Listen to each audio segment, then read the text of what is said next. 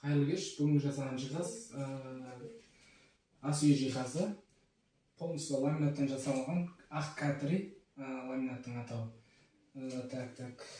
Мұнда лопаталка почти. Мұнда астына қарайтын болсақ, астына мойка, каменный мойка. Мұнда суырмалар. Хас вилка салып қойғандар. Екеуі кішкентай, біреуі үлкен. Мұнда жаңағы баклажкада тұратын май, сондай нәрселер салынған, салуға арналған бөлік. Ал мына қалған бөліктердің барлығы жаңа полкалар. Және дизайн бойынша екі бетке решетка жасадық, қалған барлығы ламинат.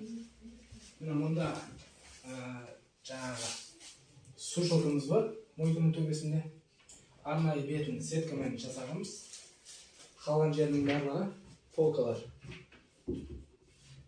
Барлығы жаңағыдай өз тап жауабыларын доводчикпен.